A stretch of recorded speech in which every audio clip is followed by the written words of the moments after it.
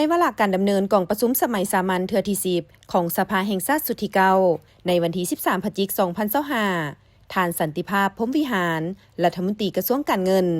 ได้ชี้แจงข้อซักถามของสมาชิกสภาแห่งชาติต่อกองประชุมเป็นต้นแมนปัญหาการยกเว้นการปฏิบัติบางมาตราของกฎหมายและนโยบายพิเศษให้แก่โครงการลงทุน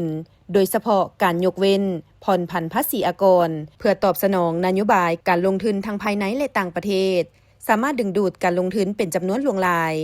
อิงตามการรายงานของกระทรวงการเงินได้มีการประเมินการจัดตั้งปฏิบัติดังกล่าวเฮ็ดให้รัฐบาลสูญเสียรายรับงบประมาณอย่างหลวงหลายการประเมินดังกล่าวมีความชัดเจนคือแนวใด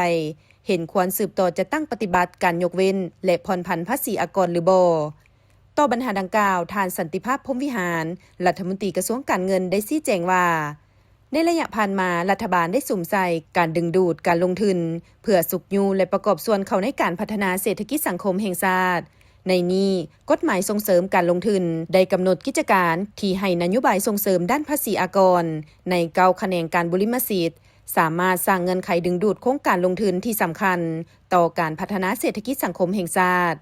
ในเวลาเดียวกันก็ยังมีโครงการขนาดใหญ่จำนวนหนึ่งที่บ่ได้กำหนดให้บริมสิทธิ์ตามกฎหมายแต่มีความจำเป็นความสำคัญระดับชาติเป็นต้นโครงการพลังงานไฟฟ้า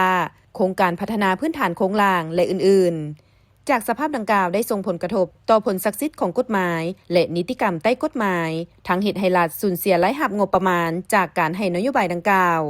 ในระยะผ่านมากระทรวงการเงินได้สั่งรวมข้อมูลการสูญเสียรายรับจากบรรดาโครงการลงทุนในขอดนำเข้าระยะ5ปีประมาณ 6,000 ตื้อกีบซึ่งเป็นตัวเลขเบื้องต้นเข้าจากการนำเข้าสินค้าเท่านั้นแต่ยังบ่รวมมูลค่าการยกเว้นอากรภายในคาดว่ามีจำนวนหลายที่บ่สามารถสั่งรวมได้ปัจจุบันกระทรวงการเงินพร้อมค้นคว้าการนำใช้ระบบการวิเคราะห์การสูญเสียรายรับจากการยกเว้นภาษีอากรซึ่งจะเฮ็ดให้การสั่งรวมมีความชัดเจนขึ้นในต่อหน้า